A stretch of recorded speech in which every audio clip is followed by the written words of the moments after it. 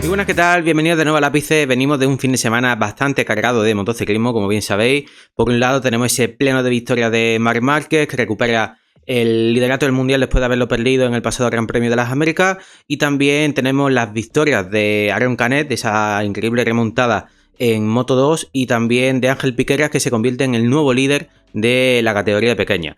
También en el Mundial de Superbike hemos tenido tanto las victorias de Bulega en la primera manga, en la Superpole Race la de Toprak bajo la lluvia, y en la segunda manga del fin de semana la de Locatelli, la primera victoria de Yamaha en esta temporada. Y justo hablábamos el pasado vídeo de la buena actuación que tuvo el italiano en Portimao, en una moto que ya vemos que está limitada en cuanto a esas prestaciones de velocidad punta, de aceleración. Pues bueno, al final en un circuito como es el de Assen, más enlazado, más fluido, bueno, el buen comportamiento de la moto nipona, esa buena parte ciclo, ¿no? Y que tan buenas sensaciones les da a sus pilotos, le ha permitido, obviamente con el fallo técnico que tuvo Bulega, que hablaremos un poquito más adelante en el vídeo, mejor dicho, al final del mismo, sobre aquellas complicaciones que tuvo, tanto en la Superpole del domingo como en la segunda manga, para olvidar, desde luego.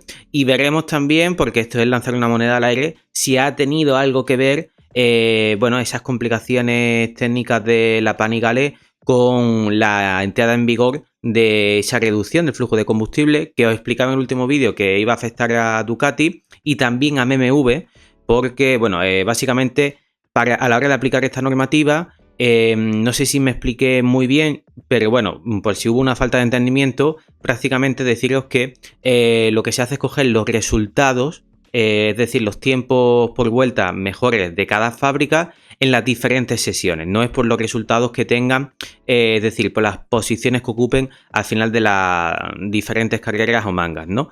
Y en este sentido, en función de las diferentes diferencias, valga la redundancia, que no me estoy explicando muy bien, que tengan esos mejores tiempos con las demás fábricas, entra en vigor, se aplica esa normativa donde se bajaba, como ya os dijimos, ese medio kilo de combustible.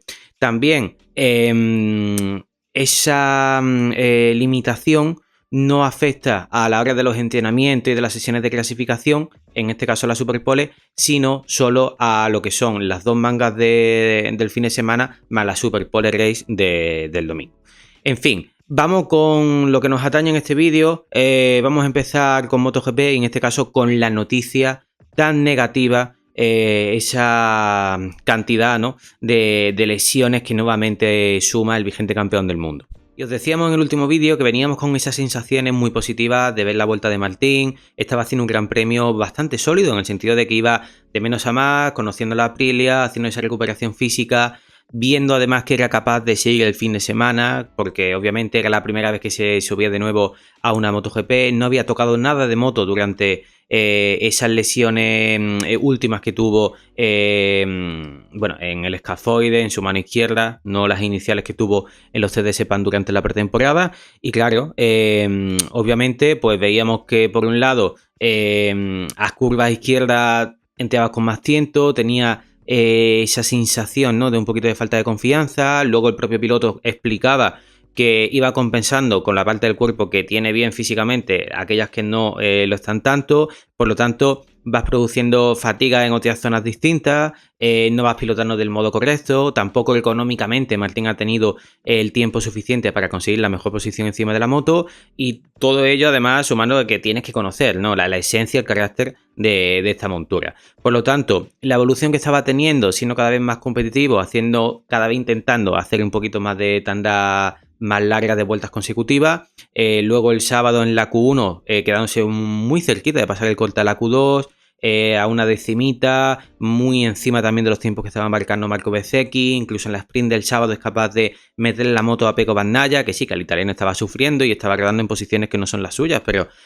Martín en las primeras vueltas, cuando está más fresco físicamente, era capaz de estar ahí metido en ese top 10, ¿no? Y luego llega el domingo, una sesión anecdótica, pero que en el warm-up es capaz también de meterse en la tercera plaza.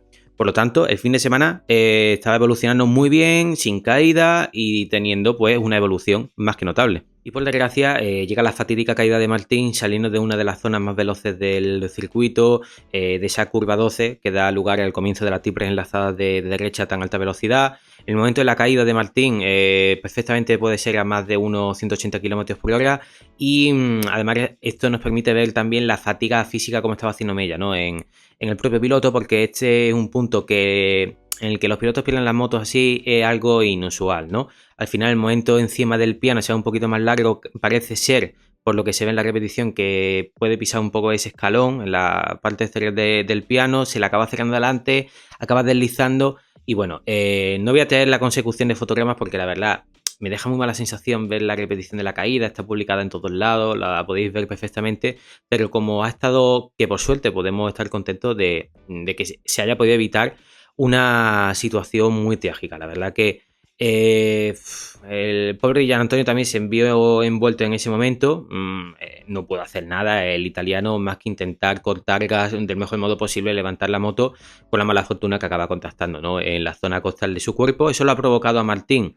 En un momento inicial se dijo que hasta 6 fracturas. Al final parece ser que son un total de 11 costillas fracturadas.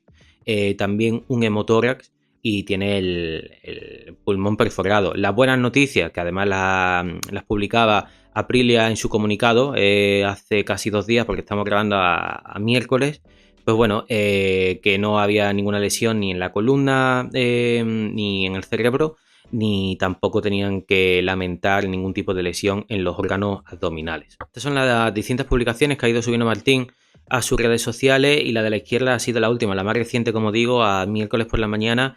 Esa perforación que tienen para intentar bueno, sacarle todo el aire, ¿no?, que tenga en la zona de los pulmones el pobre Martín. En este caso va a estar hospitalizado en principio como mínimo una semana larga, casi 2. Por lo tanto, hablar ahora de plazos de recuperación de su vuelta al campeonato es lo último que toca. Se tiene que centrar plenamente en ponerse bien, en recuperarse y ver cómo va evolucionando todo. Al final esto es un palo que no se esperaba absolutamente nadie, que también dentro de toda la mala suerte que ha tenido, por lo menos puede dar gracias que esto ha sucedido en un país que tiene, no voy a hablar de la situación de Qatar y lo que me parece, pero que es un país, una zona que tiene unos medios, ¿no?, para poder atenderle médicamente, que si esto sucede por desgracia en el momento de la gira asiática en países como Tailandia, Indonesia, Malasia, cuántos pilotos no han comentado que han pasado grandes calvarios en situaciones donde no han tenido grandes lesiones, pero se ha ido complicando por las malas decisiones, la falta de medios y luego esa incapacidad, ¿no?, de poder hacer un tratamiento médico a la medida de lo que requiere la gravedad de la situación, ¿no? Así que obviamente a Martín le deseamos, como no puede ser de otro modo, la pronta y mejor recuperación posible. Y esto abre distintos debates también, ¿vale? Porque os voy a quitar estas imágenes. Y primero, en el momento de la caída, la decisión inintendible, ¿vale?, del panel de comisarios. Aquí ponemos esta imagen, vamos a ver. Vuelta 14 y en la siguiente vuelta Martín sigue en el suelo, sigue siendo atendido. Le han quitado el casco, si os fijáis, que se ve justo a la izquierda, ¿no?, del comisario que le está atendiendo en esa escapatoria asfaltada, en un circuito además que es bastante rápido y que encima tiene muchísimas zonas de escapatoria asfaltada. Es que aquí puede pasar cualquier tragedia. ¿Vosotros veis en este punto a Viñales, a Márquez o a Pecco que vayan de paseo? Es que obviamente están yendo fuerte. Y si sufren una caída, pasa cualquier cosa, que hacemos luego. Publicamos las condolencias, ay, lo sentimos mucho. Hombre, no, esto no puede ser. Esto es una situación, si no, es que vamos a ver, tan clara de bandera roja, que si esto no es para poder parar la carrera, ¿qué hace falta? No lo entiendo, impresionante, no lo entiendo. Además, no pasa solo en MotoGP. Con el ansia de intentar siempre pues que no paremos la carrera, de que no hayan retrasos, de que en fin no tengamos que hacer nuevas formaciones de parrilla, todo el horario tan complicado, ¿no?, que tienen y tan comprimido en el campeonato, pues que no quieren modificarlo para nada. Y esto pues lo hemos visto en Moto2, lo hemos visto en Moto3, en el Mundial de Superbike, bueno, en Super Sport 300, es que estas decisiones de verdad que me ponen de bastante mala hostia. Y luego también, claro, hay pues bueno, habrán aficionados que pensarán, bueno, ¿y Martín qué hace el domingo subiéndose a la moto, no? Si está así físicamente. Al final tenéis que pensar también que a la hora de recuperarse a este nivel físicamente, encima de la moto, lo que son las sensaciones, lo que es la velocidad, lo que son las inercias, lo que son toda la potencia que tienes que aplicar con tu cuerpo, básicamente solo las puedes recrear encima de un prototipo de MotoGP. No las puedes simular de otro modo. Entonces, el piloto se ve obligado a volver encima de la moto y claro, aquí viene también un poco a raíz, podemos meter al hilo ese intento de cambio de normativa que intentó hacer Aprilia para que Martín pudiera subirse encima de su moto viniendo de esta lesión, ¿no? Porque en una moto encima que ni conoce, desde luego que era una idea muy buena. Esto es lo que produce, como estamos diciendo, que abre muchos debates, pero claro, ¿cómo se puede llevar a cabo ese cambio de normativa? Porque esto tiene unos costes. El llevar un equipo entero, el llevar un juego de neumáticos, el llevar toda la logística, ¿no? Y todos los costes que te hacen falta para poner el piloto encima de la moto en un día de prueba, ¿quién lo asume esto? ¿Lo asumen las fábricas? ¿Lo asumen los equipos privados? No todos los equipos tienen el mismo nivel de presupuesto.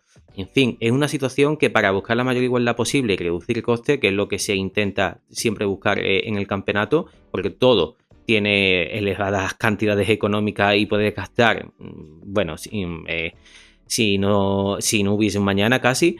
Entonces, esto es algo que deberían sentarse a hablar los equipos, en este caso las fábricas, mejor dicho, mediante la MSMA y llegar a un punto, ¿no? de entendimiento. Bueno, Martín en esa situación de carrera a últimas vueltas y se veía tan fatigado, ¿por qué no llegó a entear? En fin, la situación física en la que estaba él, pues imagino que es solo el piloto quien la conoce de verdad. Esto es hablar de suposiciones, ¿no? Lo único que sabemos que el pobre Martín pues se ha metido en una situación bastante delicada. Muchas veces hablamos de la suerte del campeón, cuando todo viene dado, cuando todo te sale muy fluido, pues aquí en este caso está siendo el gafe del campeón. El 1, su mundial del año pasado, ya no se lo va a quitar nadie, así que lo último que tiene que hacer es desesperarse por intentar acortar plazos, por intentar volver cuando no toca, porque supuestamente aquí había llevado a cabo unos plazos de recuperación que eran los que, médicamente se les había aconsejado y que ya habían pasado. Además, este era el cuarto gran premio de la temporada, ¿no? Por lo tanto, ya habían esa certeza de que el escafoide había soldado, de que los huesos estaban recuperados y había pues unas ciertas garantías médicas. En fin, mucho ánimo para Jorge Martín, le esperamos de vuelta porque la verdad que ver a este piloto siempre con ese estilo de pilotaje tan agresivo, tan espectacular y bueno, las actuaciones que nos ha brindado Jorge Martín, pues hace que estemos un poquito huérfanos, ¿no? en este mundial. Decíamos en la previa de Qatar, cuidado este fin de semana, tiene que ser el punto de inflexión en el que Pecco empiece ya a tener esa velocidad.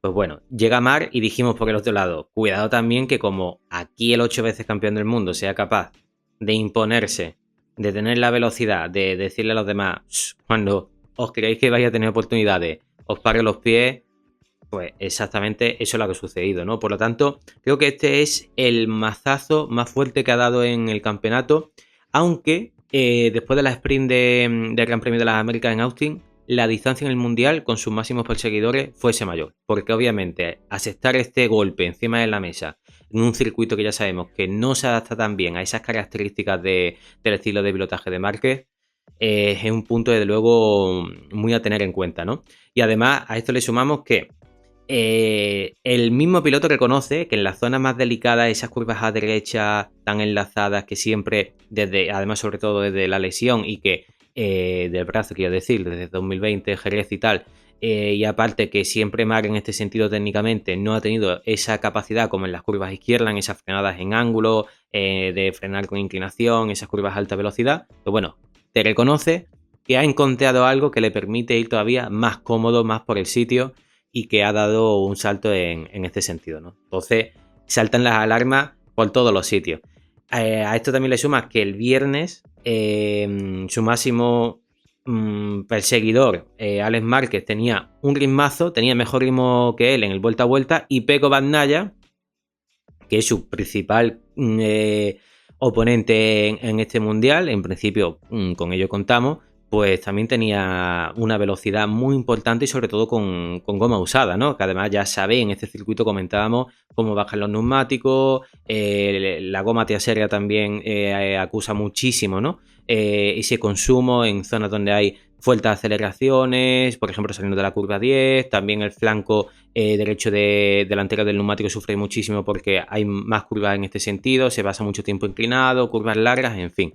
Pues vimos esa situación y el que mejor la gestionó fue Marc Márquez, que llegó el domingo y bueno, sacó la calculadora y tenía un plan del que nadie le movió. Y lo vamos a ver con su vuelta a vuelta. Él empieza en 53 bajos, ya se mete a partir de la quinta vuelta en esos 52 altos, se mantiene en ese ritmo de 53 bajos, 52 altos, siguen pasando las vueltas y fijaros cómo ese colchoncito que se estaba guardando no lo saca hasta la vuelta, podemos decir 18, que ya se marca un 52.6, vuelta rápida de carrera en la vuelta 19, 52.5 y ya ese fue el golpe definitivo que le permitió seguir rodando en las siguientes dos vueltas, en la 20ª y la 21ª en 52 altos y poder mantener ese colchón que había sacado ya con Maverick Viñales. Entonces, él no se alteró, ¿no? Vio a Morbidelli adelantándolo en la primera vuelta, en la segunda curva, después de también esa complicación que tuvo saliendo de la primera curva, cuando Alex Marc acaba contactando con él, le acaba golpeando en uno de los apéndices del colín trasero, que si os fijáis, ahora os voy a poner las diferentes fotos. Bueno, lo voy a hacer ya que estamos aquí, para que veáis los diferentes tipos de colín que ha ido montando Ducati, aparte de ese famoso más damper en el basculante de las Ducati, también tengo fotos sobre ello. Fijaros, este es los apéndices de Márquez en el colín. Los de Pecco, os fijáis que lleva como esa especie de cajita por abajo y unas branquias por dentro, como diferentes escalones. Y a ver si soy capaz de poneros el de Gian Antonio.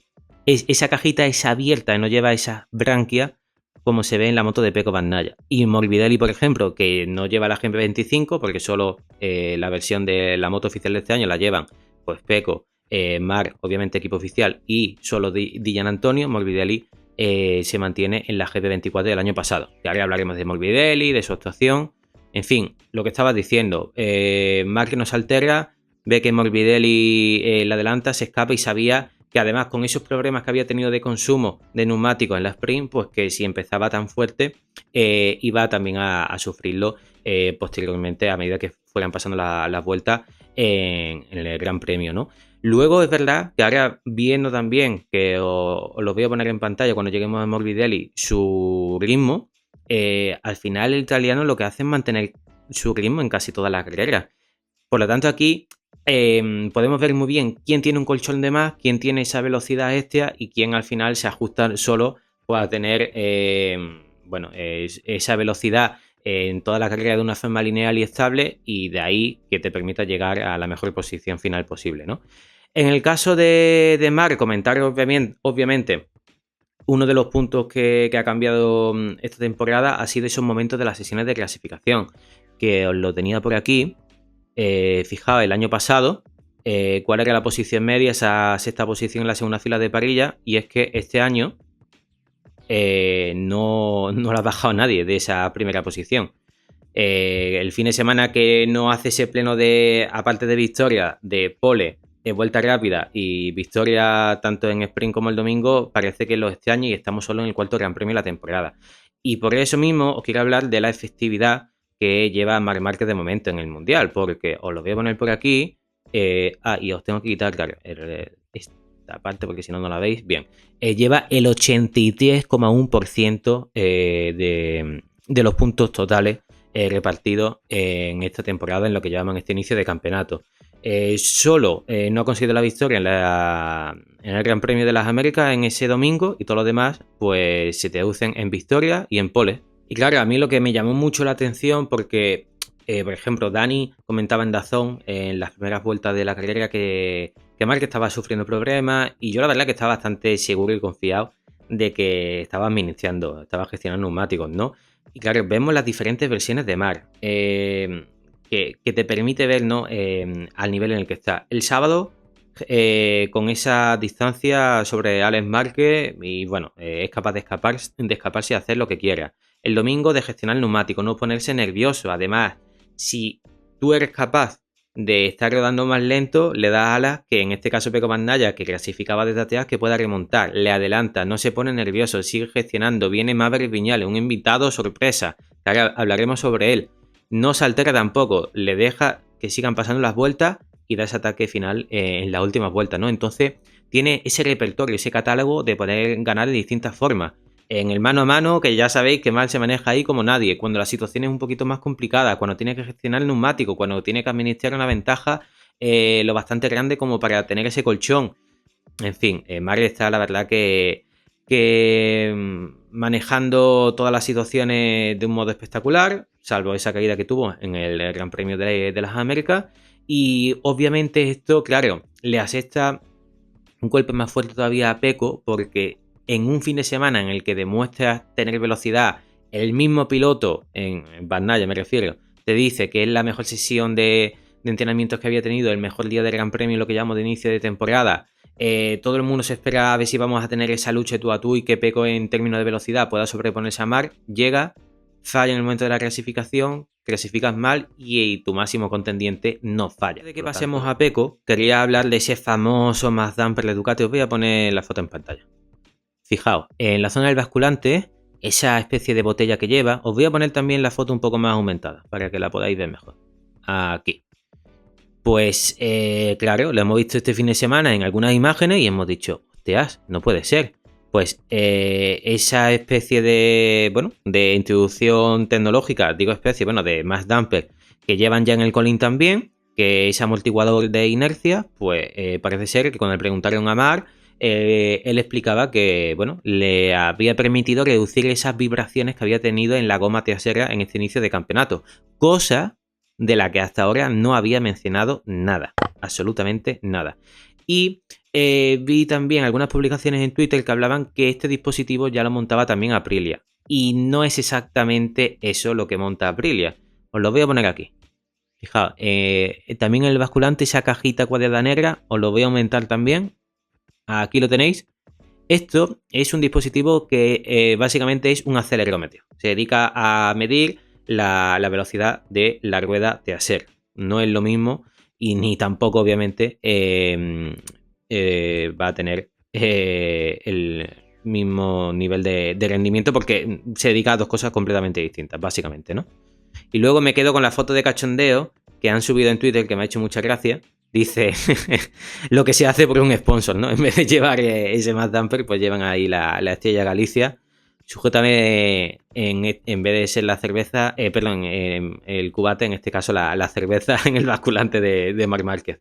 Pero bueno, venga, vamos a Pecco Bagnaia.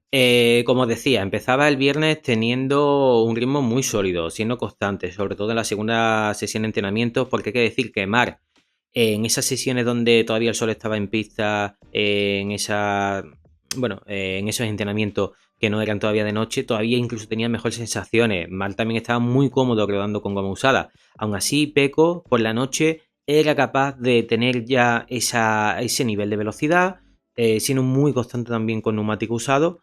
Y yo sinceramente pensaba, digo, Pecco puede ganar este fin de semana perfectamente y batir de tú a tú a Marc Márquez. ¿Qué sucede? Sábado de la clasificación, primer intento de la Q2, no le sale una buena vuelta, monta ese segundo juego de neumáticos y en el primer intento, su primera vuelta lanzada en esa segunda salida a pista, curva 4, que hemos visto también unas cuantas caídas en un punto que no es tan frecuente, se ve que además hace una frenada fortísima, acaba, bloqueando de adelante, deslizando de atrás, haciendo tope de dirección, con manillar, y acaba intentando meter la moto y con la mala fortuna de que se le cierra el tren delantero y se va al suelo. Ya no le da tiempo alguno, ¿no?, de ir a por la segunda moto. Además, al principio se queja muchísimo. Yo sé que por el espacio de tiempo que había en ese momento hasta el final de la Q2 no había casi posibilidad, ¿no?, de que llegase al box y cogiera la segunda moto. Pero encima ya por ti mismo te autodescartas, porque si te pones a quejarte, a lamentarte y a hacer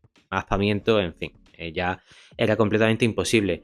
Lo que yo no entiendo, aquí es como Pecco no... Bueno, son situaciones en ese momento, no controló esa ansiedad de intentar ir por la vuelta. En un momento que ya veía que entraba muy al límite en esa frenada, que no iba a ser capaz de meter la moto en curva, levanta, vete largo y hace un nuevo intento en la siguiente vuelta. Porque al final eso le lleva a clasificar un décimo y a esa mala sprint del sábado. Ya sabéis, Pecco, la falta de sensaciones que tiene en la sprint es impresionante.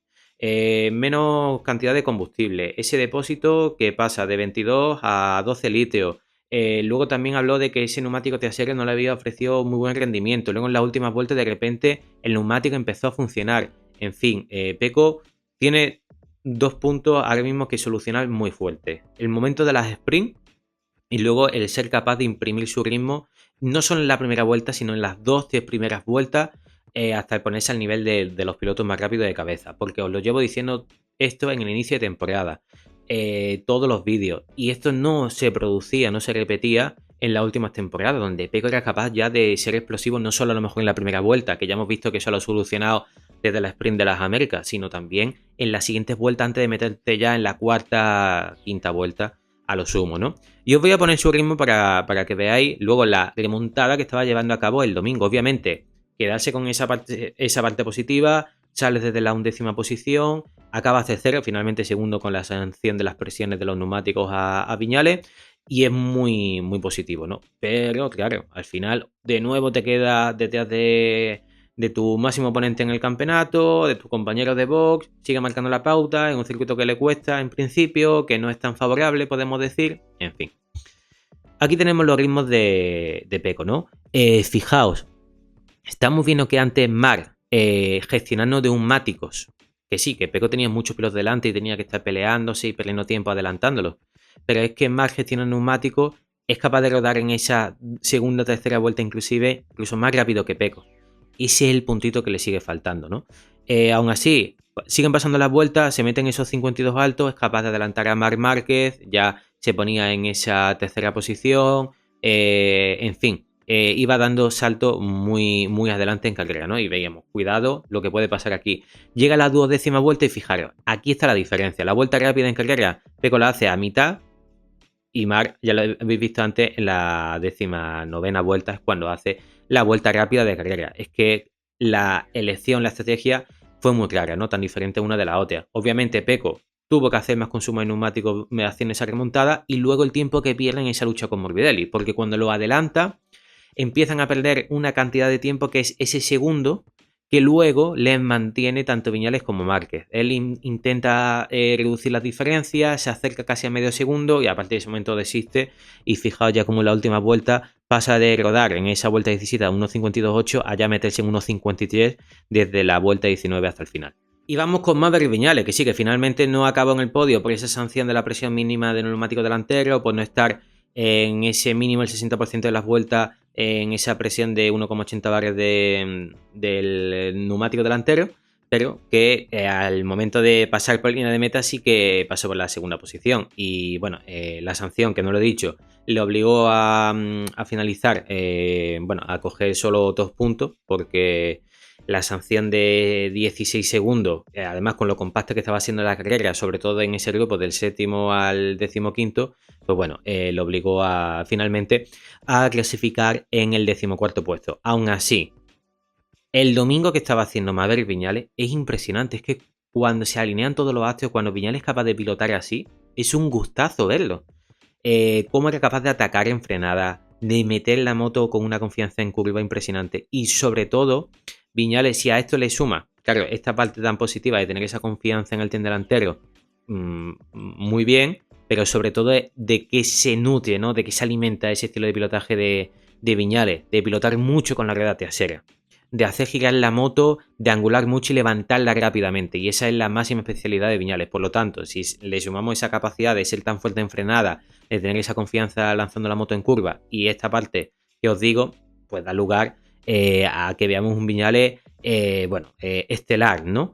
En este sentido, os voy a poner también, para mí, decir, el mejor adelantamiento, así lo han decidido también los aficionados del Mundial, en Twitter y en las redes sociales, en fin, Y esta es la única consecución de fotogramas que os traigo porque para mí la verdad que el adelantamiento al final de recta, en la primera frenada, es una pasada. Y es que se lo hace a un tal Marc Márquez. Y os vais a fijar que, mira, aquí todavía siguen acoplados los dos pilotos.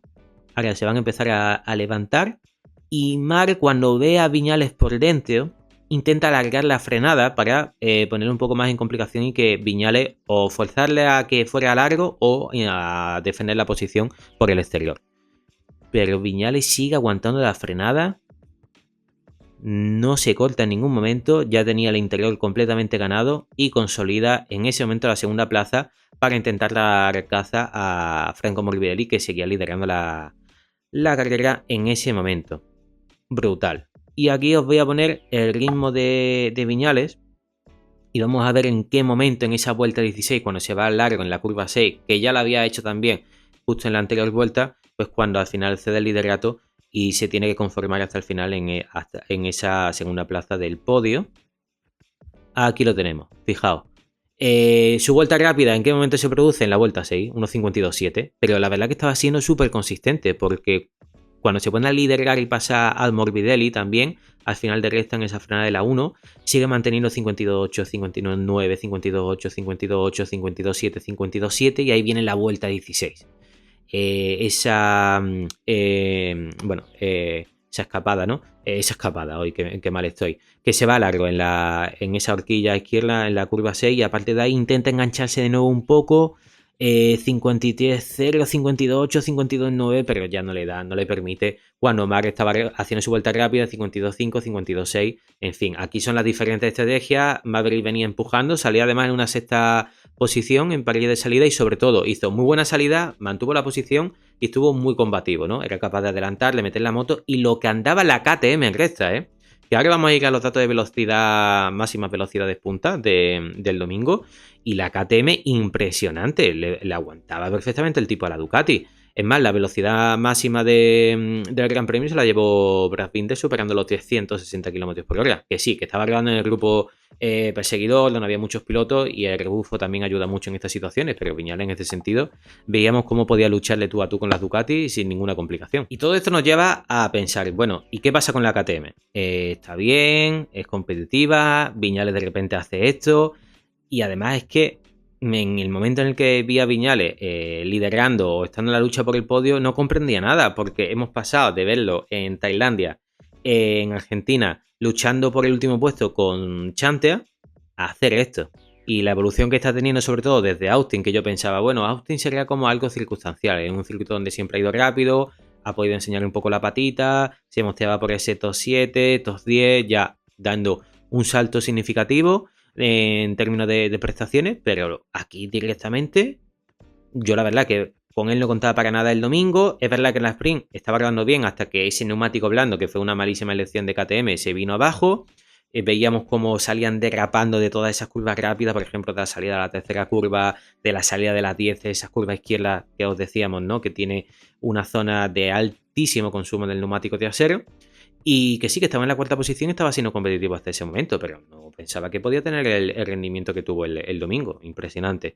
Y el caso que, claro, los demás pilotos KTM, esto les obliga a pensar, bueno, ¿qué estamos haciendo mal? ¿Qué tenemos que hacer para intentar tener estas prestaciones de Viñales? Ya sabemos que Viñales es un piloto muy especial, que cuando se junta todo es, bueno, brutal, sensacional lo que es capaz de hacer.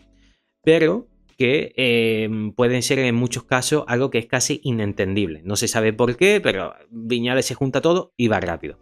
En este sentido, Acosta, viendo el nivel que estaba teniendo Viñales, parece ser que tomó la decisión de salir el domingo, pues con el nivel de ergonomía encima de la moto, la posición encima de las monturas de KTM que tenía Viñales. En este caso, Acosta reconoció que desaparecieron las famosas vibraciones de las que llevan hablando últimamente KTM, también a inicio de temporada del año pasado, que esto se nos olvida, y que estaba encontrándose muy cómodo. ¿Qué pasa? Que él estaba pilotando muy alejado de los semimanillares. Él es un piloto más chico, de brazos más cortos que Viñales, y a medida que fueron pasando las vueltas, pues fue teniendo más fatiga física, sufriendo de antebrazos, y no le permitió ser consistente y mantener ese nivel de velocidad a medida que ya se acercaba a la mitad y la parte final de carrera, ¿no? Pero que dijo que sí que había notado un buen salto de evolución. Acosta también vio muy limitada su actuación en la carrera del domingo porque hizo una salida muy mala. En la primera vuelta perdió muchas posiciones, se metió en el lío y acabó rezagado hasta la 14ª posición.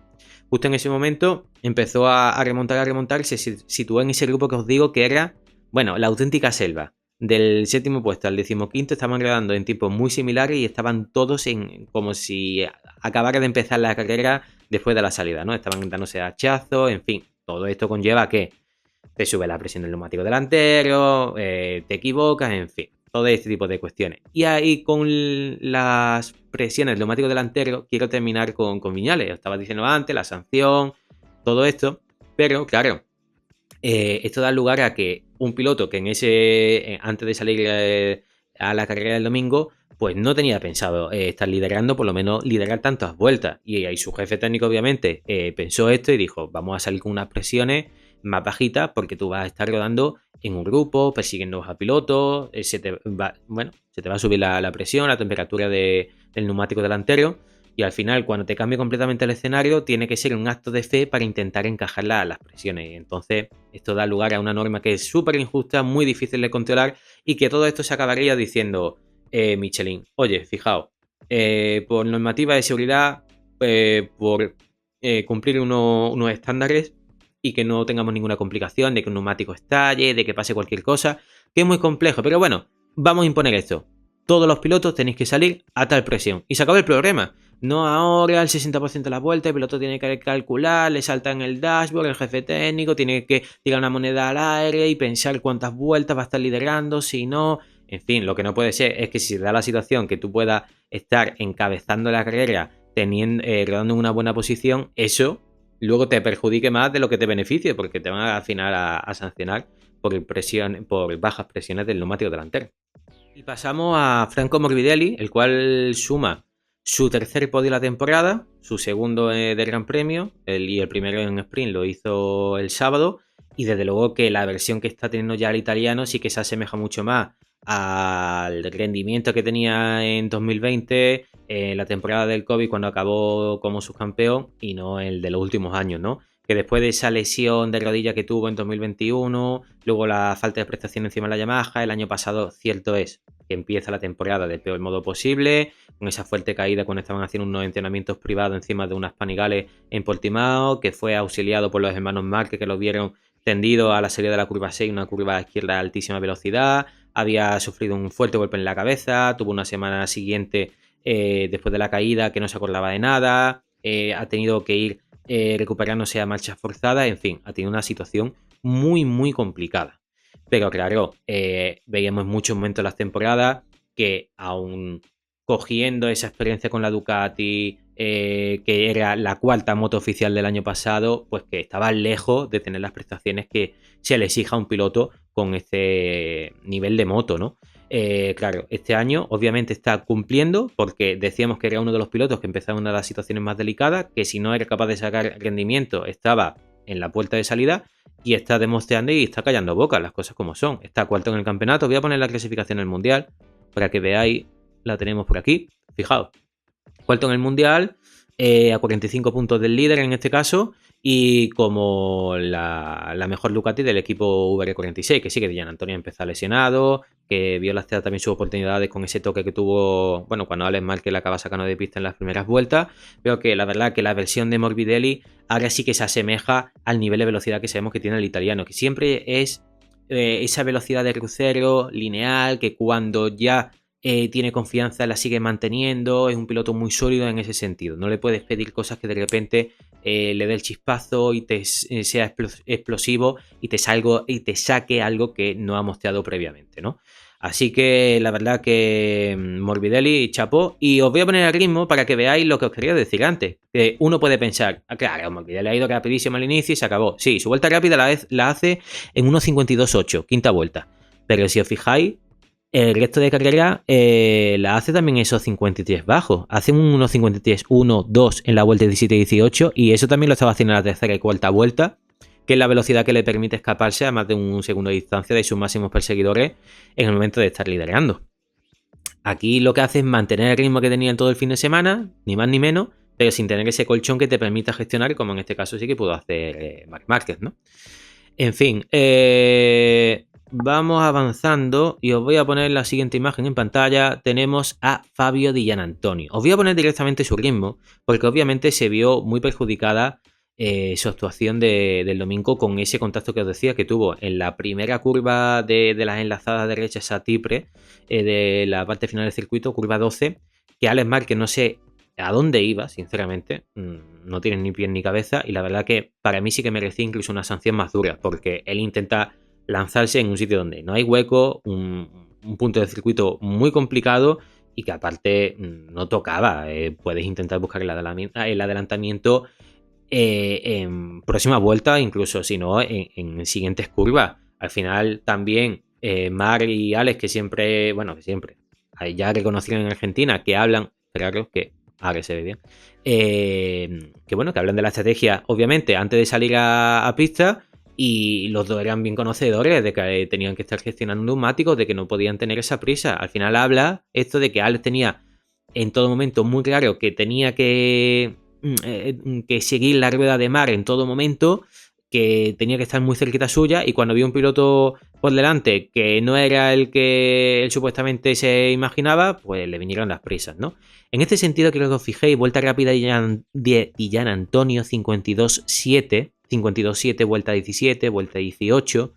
Podía haber estado con Mar, no sabemos qué hubiese pasado, pero tenía también esa velocidad ¿no? En las últimas vueltas. Luego, verdad que de Giannantonio, más allá también, bueno, es que tuvo mucho lío el domingo. Tuvo la situación de Alex Márquez en la vuelta 14 con el pobre Jorge Martín.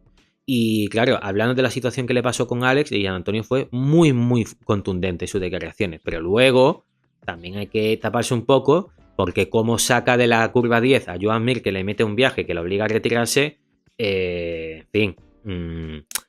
Algunas veces no hay que hablar tanto, porque cierto es que a los pilotos a este nivel se le tienen que pedir una cierta cordura, 2 dedos de frente y una lógica en las actuaciones y en los intentos de adelantamiento que intenten acometer, pero luego cuando tú también te llevas un piloto, pues a lo mejor hay que callarse un poco la boquita. Pero bueno, en fin, está bien, no está nada mal, ¿no? Y vamos a seguir avanzando. A ver, no sé ni cuántos minutos de vídeo llevo.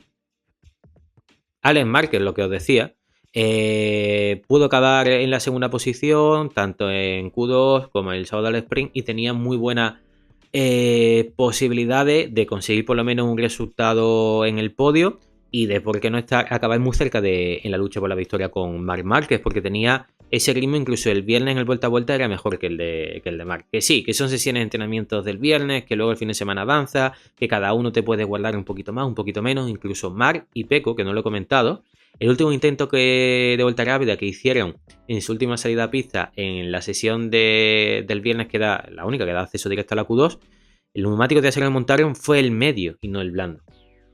Puede ser que eso sea un indicativo de que se estaban guardando un poquito y los dos estaban jugando esa baza de no querer enseñar todo el potencial que tenían. Pero bueno, en este sentido, deciros que Alex podía haber llegado con condiciones reales de haber estado muy cerca de esas posiciones finales de podio, incluso de la victoria. Vamos a pasar a hablar de la actuación de la fábrica japonesa. En este caso, Fabio Quartararo con la Yamaha, primera fila en parrilla de salida, algo que no sucedía desde 2022 en el circuito de Assen. La verdad que Fabio hizo un sprint muy interesante, acabando nada a las puertas del podio, y cuando iba en la cuarta posición, justo en la última curva, acaba teniendo ese fallo de irse largo, de perder un poco el tren delantero, porque iba forzando en toda esa última vuelta a intentar quitarle esa posición de podio a Morbidelli, y eso da lugar a que finalmente Fermín Aldeguer la acaba adelantando y el francés finaliza en la quinta posición. Aún así, muy buen rendimiento. Luego, el domingo le costó un poquito más, se quedó más atrapado en ese grupo perseguidor tan numeroso que os comentaba antes. Finalizó en la séptima posición, que si ahora mal no recuerdo. Y lo que es muy llamativo es que obviamente Yamaha ha podido recuperar algo que había perdido en las últimas temporadas, ese punto fuerte, ¿no? De tener mucho aplomo, esa confianza con el tren delantero. Fabio, además, que es un piloto que, bueno, sensacional. En el momento de la frenada, lo capaz que... hoy, que mal hablo. que es muy capaz de tirar muy fuerte en curva, a una gran velocidad, de frenar hasta la cocina y no perder nada de velocidad a la salida de las curvas, pero la limitación de las Yamaha obviamente viene pues de esa falta de grip mecánico, de acción a la salida de las curvas. Y aquí os voy a poner los siguientes datos que os tenía preparados, que son las medias de velocidad, de las mejores velocidades del domingo. Mira, aquí la media de velocidades, ¿dónde están todas las Yamaha y las Honda? Que también les pasa igual, y Honda incluso en velocidad punta acusa más este problema. Lo que es el déficit de velocidad de Yamaha viene más por la falta de aceleración, de tracción a la salida de las curvas, y luego la de la Honda por esa limitación de velocidad punta. Desde Alex Rins hasta Augusto Fernández, todas las últimas motos son Yamaha u Honda. Si os fijáis las diferencias, por ejemplo, con Brad Binder, Marco Bezzecchi, Ayo Burra, Enea Bastianini, Acosta, vale, todos estos pilotos estaban rodando en ese grupo que al final hace que en muchos momentos esté a rebufo, que tenga ese extra de velocidad punta, pero es que las diferencias son muy notables, casi 11 km por hora, 9 km por hora. Esto quiere decir que si estaba echando las cuentas antes y no lo tengo apuntado, pero Fabio acabó a una distancia de 12 segundos, ¿no? Más de 12 segundos al final de carrera. Lo que se traduce, si lo dividimos en las 22 vueltas, a más de medio segundo. Y de ese medio segundo estás perdiendo casi 2 décimas y pico. La mitad de esa diferencia es solo en un momento. Es decir, recta principal. Es muy frustrante porque no te permite tener opciones de verdad de poder defenderte y luego ni de poder adelantar. Porque puedes conseguir una posición en la zona más fluida del circuito, más enlazada, que ese punto fuerte de la Yamaha, pero luego en el momento de abrir el gas, que es el momento más fácil de adelantar, te están abrasando. De eso también se quejaba muchísimo Alex Rins, ¿no? Que por cierto, aquí tengo la imagen, comentó que le dio una piedra en el antebrazo, o en la zona próxima al codo, lo vamos a ver en la foto, que lo tenía por aquí. Y fue en la cuarta vuelta. Dice que estuvo a punto dice que él nunca se le pasa eso por la cabeza, pero de retirarse porque tenía totalmente dormido el brazo derecho del golpetazo que se llevó. Pensaba muchas veces, bueno, con las protecciones que llevan estos monos y el nivel de tecnología que llevan, pues bueno, van más que protegidos, pero desde luego que a esas velocidades que te impacte algo así no es nada cómodo. Fijaos, aquí, eso es, en la zona del codo. Importante, el golpe que se llevó. Así que estaba buscando para poner en la próxima foto que tanto la media de velocidades como las velocidades más altas. Y aquí os fijáis también. Las velocidades más altas, tanto la media de velocidades obviamente es de cajón, pero si nos vamos por ejemplo a la Ducati de Alex Márquez, la mejor velocidad es 155, y la de Zarco por ejemplo, que finalmente acaba en la cuarta posición, pues estamos hablando de 352. Lo va sumando vuelta a vuelta y ese poquito pues hace mucho, obviamente. Y seguimos avanzando. Y vamos a pasar a Johan Zarco, que es lo que estaba diciendo. Hizo un sprint súper interesante también en esa cuarta posición, cerquita del podio. Finalmente se vio obligado a retirarse por esos problemas con el neumático blando, que fue una malísima elección de todos los pilotos que apostaron por ella. Y bueno, en las últimas dos vueltas eso pasó por Bosse ya en Teo, porque nos decía que tenía una cantidad de vibraciones que no le permitían ni estar encima de la moto. Y luego el domingo, con esas sanciones más Viñales, sube hasta la cuarta plaza. Y es que lo que está haciendo el francés es para quitarse el sombrero. Impresionante. Creo que está haciendo méritos más que de sobra para ganarse una posición en el equipo oficial. Cierto es que ya tiene una edad, que Honda quiere dar el salto a la hora de encontrar un nivel de piloto distinto, que digamos. Un piloto que sea más joven, que venga más con, bueno, con esa batuta de ser un piloto muy talentoso, como puede ser, póngase un Acosta, aunque creo que es que lo del francés, vamos, sería completamente injusto si no le concedieran esa plaza, ¿no?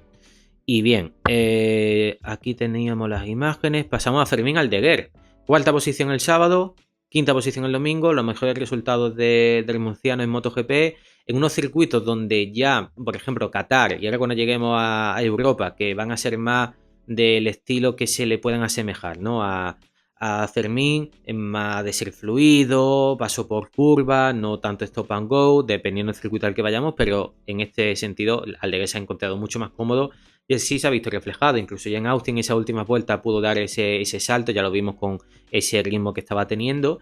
Y muy interesante lo que comentaba Aldeguer, que en las últimas vueltas de Austin fue muy rápido, más que por el neumático medio, que sí obviamente le dio más consistencia y le permitió no llegar con unos neumáticos con un alto consumo, pero que empezó a darse cuenta que pegando bien las piernas al depósito le permitía ahorrar esa energía que estaba consumiendo con el torso de su cuerpo, ¿no? Algo que ya vimos que fue fundamental para ese salto de nivel que hizo Jorge Lorenzo en Ducati cuando empezó a ganar con la moto de los de Borco Panigale en 2018, con esos apósitos que le hicieron en el depósito que le permitía no descargar tanto, no tener que hacer aplicar tanta fuerza con el torso de su cuerpo y poder con las piernas en ese sentido descargar más toda esa tensión, ¿no? Al final, si os fijáis en la forma que tienen los depósitos de las Ducati, desde aquel entonces esa evolución que se hizo para Lorenzo, así se han mantenido. Incluso también en la parte donde, por ejemplo, aquí estáis viendo Fermín Aldeguer apoyando el brazo en el depósito, ¿no? Pues también llevan una especie de superficie de apósitos de una zona donde te permite apoyar más el brazo y descansar toda la zona del codo, del antebrazo en el momento de máxima inclinación. Fijaos lo que es tan importante la ergonomía encima de una moto, porque a estos niveles cualquier detalle marca la diferencia y lo que te permita ahorrar físico, no desgastarte tanto y tener más lucidez en el momento donde empiezas a tener más fatiga física, pues es primordial. Bueno, y vamos a llegar a la parte final del vídeo. Os quería poner también el siguiente dato, que bueno, la verdad que a nivel de registro histórico es bastante llamativo. Marc iguala la cantidad de podios totales de Lorenzo en MotoGP, 114, y ya solo le queda por delante Valentino Rossi con 199. La verdad que la distancia ahí ya sí que es mayor. Veremos finalmente Marc hasta dónde es capaz de dejar esa cantidad, pero la verdad que hablamos con una facilidad de estos números, son una locura. Yo me quedo flipado, de verdad. 114 podios en MotoGP. En fin. Brutal. Y no sé si antes de pasar a Superbike, bueno, sí, podemos comentar un poco la situación de Moto2, victoria de Aaron Canet, primera de la temporada. La verdad que se mostró fortísimo, pudo hacer esa remontada después de la mala salida que tuvo, se le levantó muchísimo la moto a la hora de soltar el embrague, saliendo desde la tercera plaza, y fue capaz de, bueno, de ir poco a poco construyendo esa carrera, de no consumir muchísimo los neumáticos, que es lo más frecuente, como le puede pasar, lo comentamos antes con Pecco Bagnaia, cuando sales desde Tangateas, y Manu González, que acabó finalmente en la tercera posición, se dedicó, y él mismo lo comentó, a estar muy pendiente de este apartado y no le dio luego el tiempo suficiente para poder dar caza a las dos primeras posiciones y estar luchando por la victoria en las últimas vueltas, ¿no? Luego Denis Honchu, primer podio de la temporada. El Tour ya sabemos que es un piloto que a lo largo del fin de semana siempre tiene velocidad, pero esa falta de consistencia, de lucidez en los momentos clave es lo que le acaba lasteando, ¿no? Y luego en Moto3 una lucha frenética como siempre. Ángel Piquera sabiéndose posicionar muy bien, consiguiendo la victoria por tan solo 9 milésimas sobre Taiyo Furusato. Se coloca líder del mundial con un punto de distancia tan solo sobre José Antonio Olvera, que el pobre, creo que fue a falta de 2 vueltas para el final, sufrió ese problema técnico con su KTM, quedándose parada. Básicamente la sensación que daba es que había gripado en la recta de meta. No he podido asegurar esta información que os doy, la verdad. Tengo el tiempo un poquito bastante comprimido y he tenido que hacer el vídeo esta semana más tarde de lo que me hubiese gustado. Pero bueno, a ver si podemos poner un poquito más al día de estos dos campeonatos que están siendo muy interesantes como siempre. Y vamos a pasar ahora a hablar de Superbike. Locatelli, que conseguía esa primera victoria de la temporada, de una moto que no fuera ni BMW ni Ducati, como os explicaba al inicio del vídeo. A ver si encuentro también las siguientes fotos que os he tenido preparadas por aquí. En este sentido, bueno, estos son los distintos ganadores del fin de semana. Tenemos también el enfado de Bulega, que liderando, primero, la posición de podio que tenía asegurada en la Superpole del domingo se fue completamente al traste. Y luego ese abandono a falta de 2 vueltas cuando había hecho una remontada espectacular desde la 10ª plaza. Claro, acordaos, y aquellos que no lo sepáis, las primeras 9 posiciones de la Superpole Race del domingo lo que hacen es conformar la parrilla de salida para la segunda manga que se disputa al mediodía en este mismo día, el domingo, me quiero referir. Búlega, como no había entrado no había entrado en esos 9 primeros puestos, salía tan retrasado, salía desde la 10ª posición y aún así hizo una remontada espectacular. Y cuando ya iba liderando con más de 2 segundos de distancia sobre Locatelli, pues se ve obligado a sufrir este abandono, ¿no? La verdad que una auténtica lástima, aunque sigue todavía el líder en el campeonato, ya que Toprak, aun habiendo conseguido la victoria en la Superpole del domingo, tuvo una segunda manga muy complicada por un neumático trasero defectuoso, con el que no tuvo las mejores prestaciones. Cierto es que el Turco estaba siendo capaz de tener muy buena velocidad, no solo en lluvia el domingo, sino en seco, teniendo un vuelta a vuelta muy competitivo, y que las acciones de la primera manga se vieron limitadas por esa remontada que tuvo que hacer y esa sanción que le aplicaron tanto a Asel Bassani como al propio piloto turco por estar perjudicando en el momento de la vuelta rápida de las sesiones de la Superpole, de la sesión de clasificación. Pasamos a Remy Gardner, que consigue su segundo podio en el Mundial precisamente en el mismo circuito, en el de Assen, donde consiguió su primer podio la temporada pasada. Así que nos alegramos mucho por el campeón del mundo de Moto 2 de 2022, que la verdad que bueno, siempre que hablamos de Superbike tenemos que tener muy en cuenta que obviamente el nivel de piloto hace muchísimo y también el nivel de equipo en el que estén, ¿no? Los medios que tengan, las limitaciones, las faltas de presupuesto, porque mucho podéis pensar, bueno, Gardner está teniendo unos resultados muy discretos, pero no siempre le podemos achacar todos estos problemas a los pilotos, ¿no? Esto la verdad que si somos justos. Vamos a hablar también de Lowe, que consiguió su primera pole en el campeonato y también pudo subir al podio en la Superpole del domingo, después de, esa complicación, ¿no? que tuvo cuando Bautista se lo llevó puesto por delante en la curva 9 a izquierda, en la manga del sábado. Y la verdad que un fin de semana bastante competitivo, que el pobre San Lowe, cuando no se cae por él mismo, que siempre ya sabemos que es un piloto muy inconsistente, que sufre muchísimas caídas, pues sufre la mala fortuna de que Bautista se lo lleve por delante en un intento de adelantamiento bastante precipitado por parte del doble campeón del mundo de Superbike, ¿no? Y vamos a acabar con la evolución positiva, os lo decía también en el vídeo pasado, que estábamos muy atentos de esa posible evolución, ¿no? De las bimotas Kawasaki, pues han conseguido su mejor resultado en la segunda manga, concretamente acabando en la 5ª plaza. La verdad que las bimotas van dando esas señales de que cada vez van estando más cerca de los pilotos de cabeza y, ¿por qué no?, puede estar bastante cerca el podio en las próximas citas, ¿no? Así que yo creo que más o menos he comentado todo lo que tenía en mente. Estaba revisando. Si se ha quedado algo en el tintero, pues me veré obligado a hacer próximos vídeos en el que hablemos sobre ello. También deciros, dentro de este fin de semana, no, el siguiente, 5ª cita ya, pues se dice pronto, de MotoGP en el circuito de Jerez, que va a estar a reventar. Eso va a ser una auténtica pasada. La siguiente sería también cuando pasen 2 semanas después del Gran Premio de España en el circuito de Jerez, en el Gran Premio de Francia, en el circuito de Le Mans, que por cierto vamos a estar allí, tengo unas ganas. Y bueno, nos iremos poniendo próximamente al día de todo lo que suceda en el motociclismo. De nuevo lo digo, mucho ánimo y mucha suerte en esta recuperación para Jorge Martín. Nos vemos. Adiós.